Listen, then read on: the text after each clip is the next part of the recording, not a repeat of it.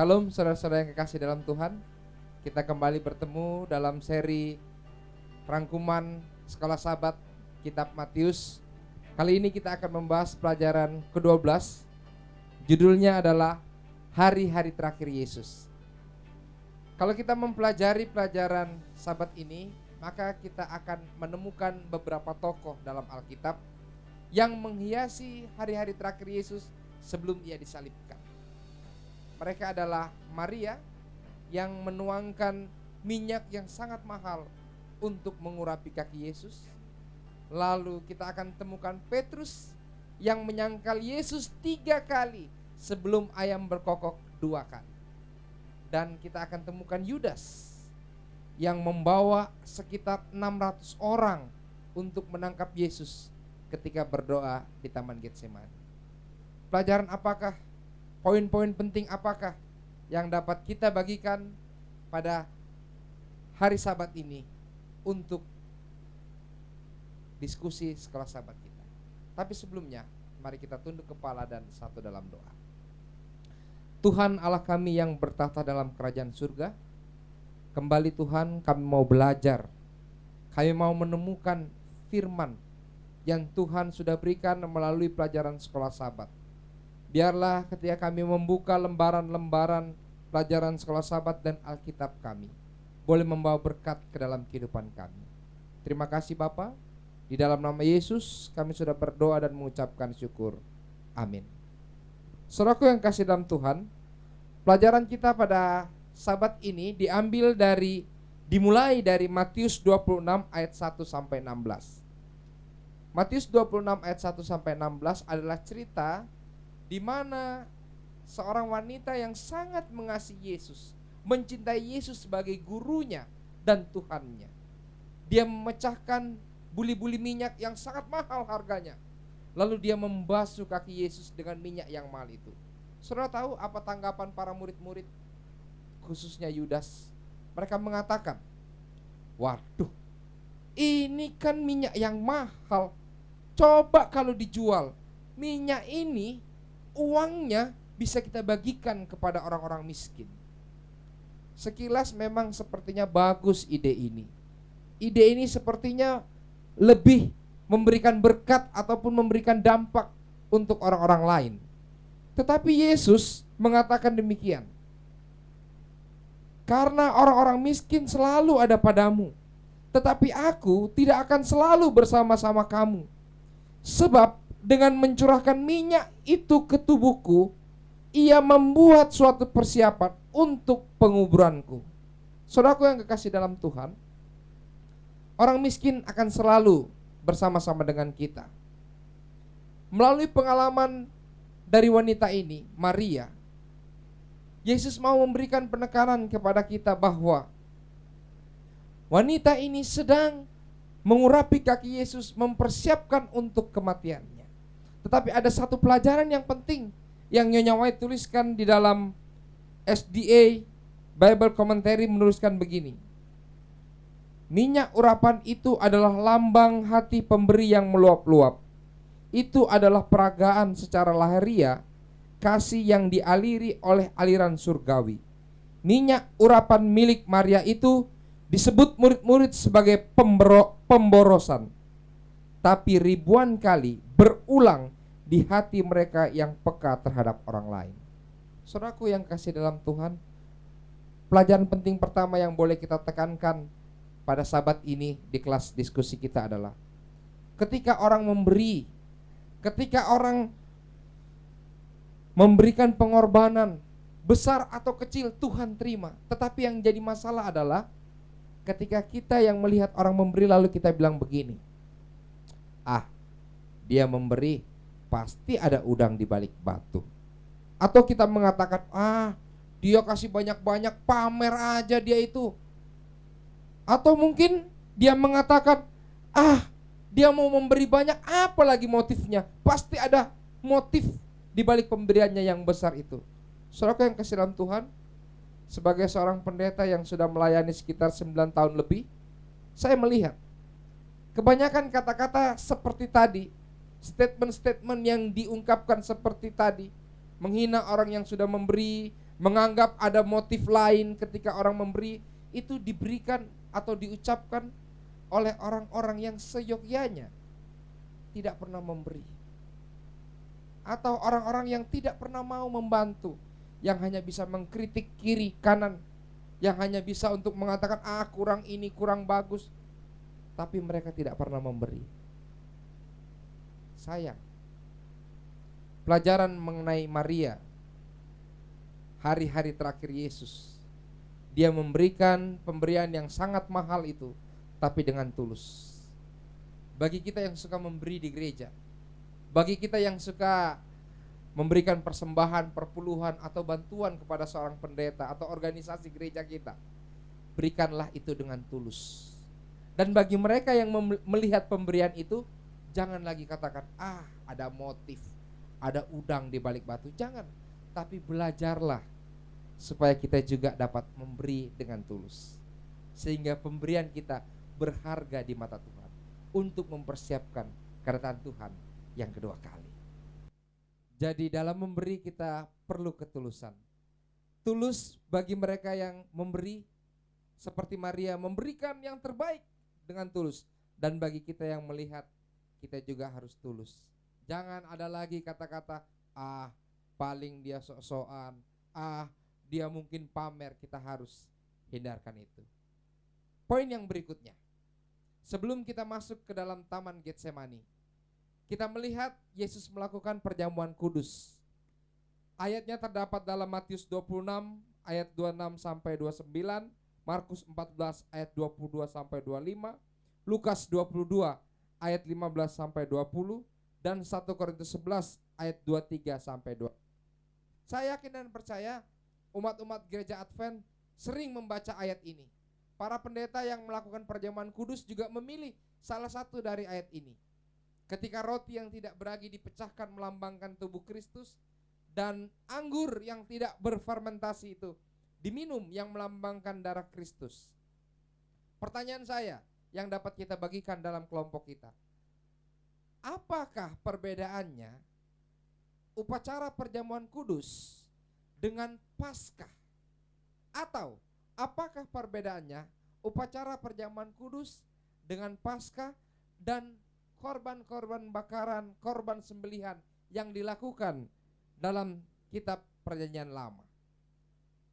1 Korintus 5 ayat 7 menjawab, anak domba Paskah itu telah tersembelih, yaitu diri. Jadi perbedaan antara perjamuan kudus yang kita lakukan umat gereja Masyarakat hari ke-7 dengan Paskah adalah, jikalau Paskah yang di dalam Alkitab itu melambangkan Yesus yang akan datang, Yesus yang akan tersalib, perjamuan suci itu Yesus lakukan untuk murid-muridnya melambangkan bahwa dia akan mati di kayu salib. Sahabat depan, kita akan mempelajari lebih lanjut mengenai Yesus yang disalibkan. Artinya, ketika Yesus mengatakan kepada murid-murid, lakukanlah ini, perjamuan kudus, makan roti tidak beragi dan anggur yang tidak berfermentasi, Yesus sedang mengatakan, lakukanlah ini untuk mengenang bahwa aku sudah mati di kayu salib. Aku nanti telah mati di kayu salib. Inilah dilakukan oleh Yesus dan ditekankan kepada murid-muridnya, dan kita lakukan sampai saat ini. Kalau Paskah melambangkan akan, tetapi perjamuan suci melambangkan telah dilakukan. Korban-korban bakaran, korban sembelihan telah digenapi di bawah Yesus. Paskah telah dilakukan oleh Yesus. Makanya umat gereja Advent tidak melakukan Paskah lagi. Kita melakukan perjamuan kudus. Kita makan roti tak beragi, minum anggur. Karena itu melambangkan Tuhan telah mati. Yesus telah mati di kayu salib. Dan dia berjanji, dia katakan di ayat itu juga, aku tidak akan lagi meminum anggur ini sampai aku datang kali yang kedua.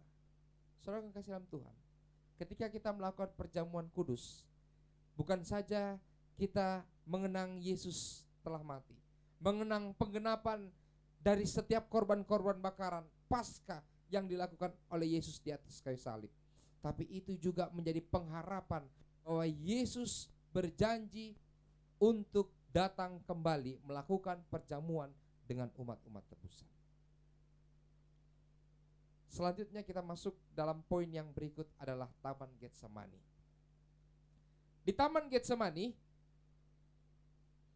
dituliskan bahwa Yesus mengatakan, hatiku sangat sedih seperti mau mati rasanya.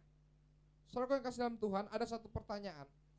Mengapa Yesus mengatakan kalimat ini? Dia sedih. Dia mau mati rasanya.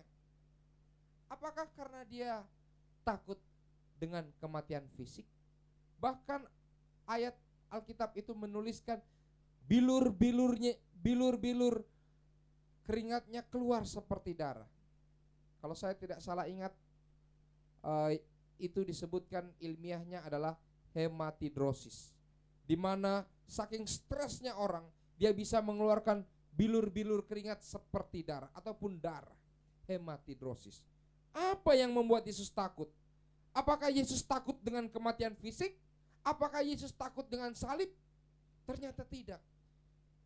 Ellen G. White menuliskan dalam Alfa dan Omega jilid 6 halaman 329. Setan mengatakan kepada Yesus bahwa jika ia menjadi pengaku dosa umat manusia, maka perpisahannya dengan Allah Bapa adalah kekal. Jadi bukan karena Yesus takut akan kematian fisik, tetapi perpisahan yang kekal lah yang dia takutkan, berpisah dengan Allah Bapa di surga. Saudara kasih dalam Tuhan, kadang-kadang kita manusia takut, tapi rasa takut kita adalah rasa takut yang salah. Rasa takut Yesus adalah rasa takut yang murni, gentar, berpisah dengan Allah Bapa yang di surga. Namun, saya tidak akan membahas terlalu panjang untuk pelajaran ini ketika dia merasa takut dan gentar di Taman Getsemani. Karena kita tahu ceritanya, akhirnya Yesus menang. Yesus akhirnya menerima salib itu. Dia meminum cawan itu. Dan dia bangkit. Sahabat depan, kita akan mempelajari lebih jauh bagaimana kebangkitan itu adalah hal yang utama dalam kehidupan Yesus. Tapi satu hal yang saya ingin lebih tekankan mengenai rasa takut. Saudara yang kasih dalam Tuhan, coba perhatikan. Dalam Matius 26 ayat 47 sampai 50 menceritakan Yudas yang telah menjual Yesus dengan harga 30 keping perak. Saat ini dia datang melangkah dengan 600 pasukan kira-kira menangkap Yesus di Taman Getsemani. Lalu Petrus saat itu yang menggebu-gebu membela gurunya.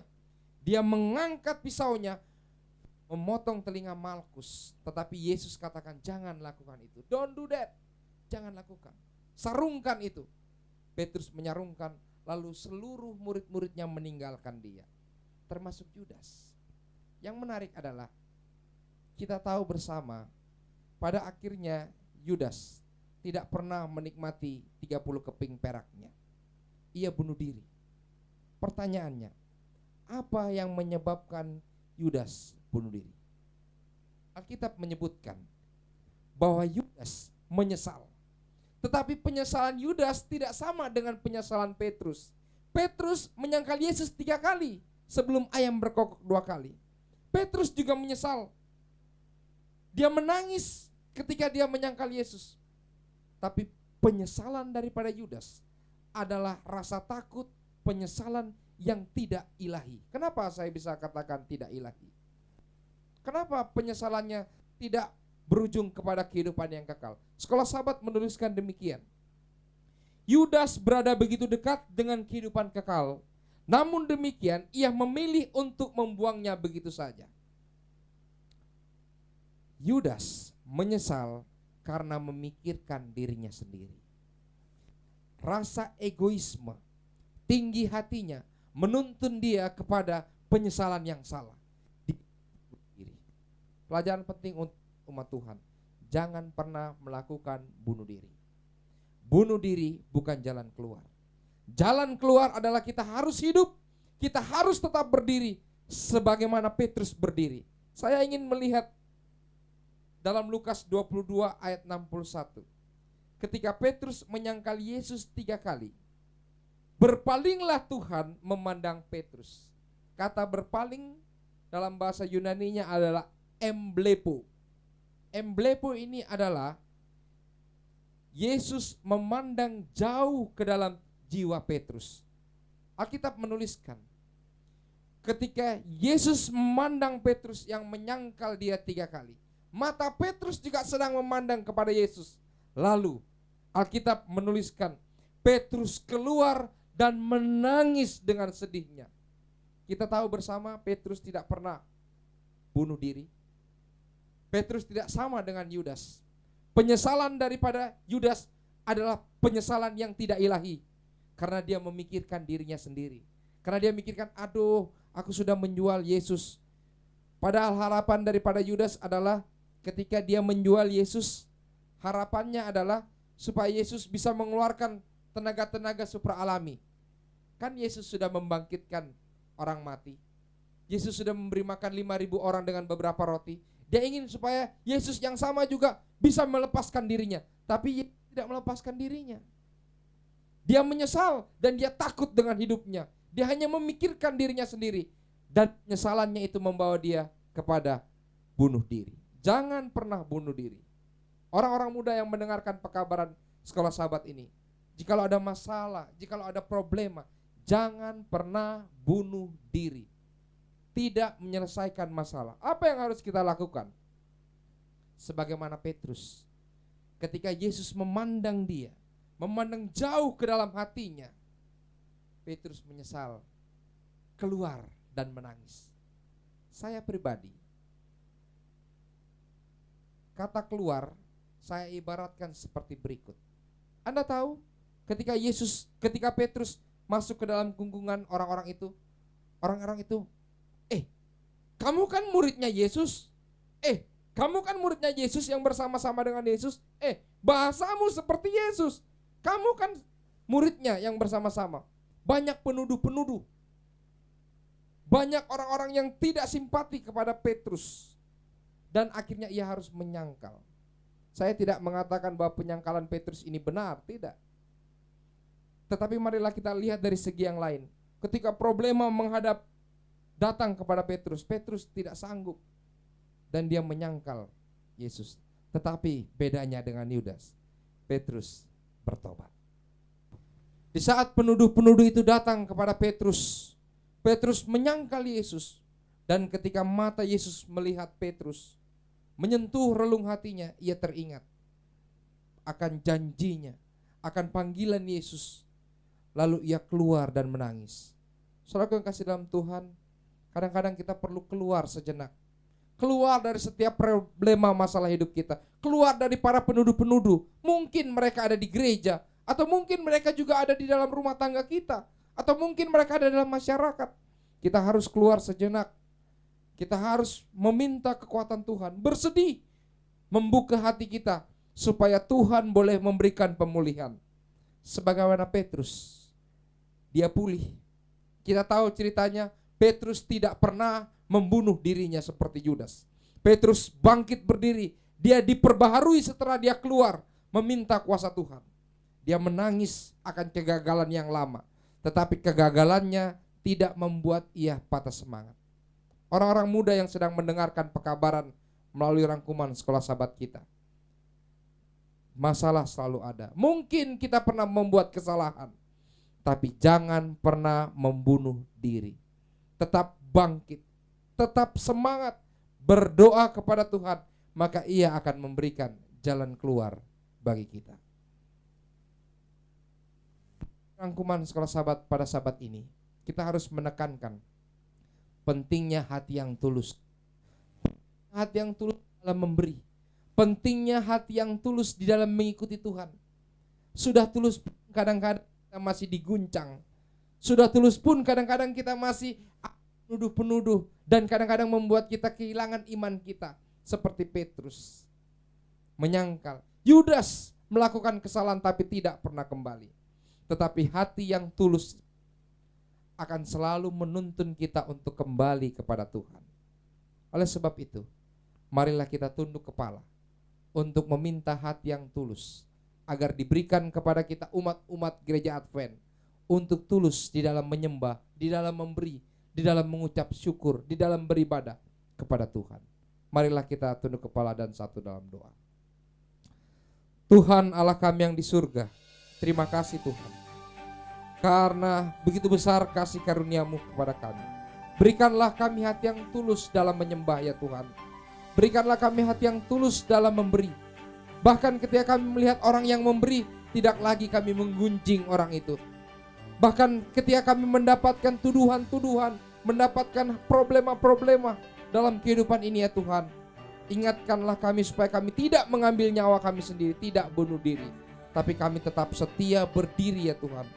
Ada waktu kami untuk keluar sebentar ya Bapa, tapi ingatkan kepada umat-umat-Mu, setelah kami keluar, biarlah kami diperbaharui menjadi manusia yang baru untuk melayani Tuhan. Terima kasih Bapa, terima kasih. Di dalam nama Yesus kami sudah berdoa dan mengucapkan syukur. Amin. Saudaraku yang kasih dalam Tuhan, jikalau video ini menjadi berkat bagi Anda, jangan hentikan hanya pada diri Anda sendiri, tapi biarlah bagikan pekabaran ini kepada sahabat kita, supaya boleh menjadi berkat bagi mereka yang mendengarkan. Tuhan memberkati.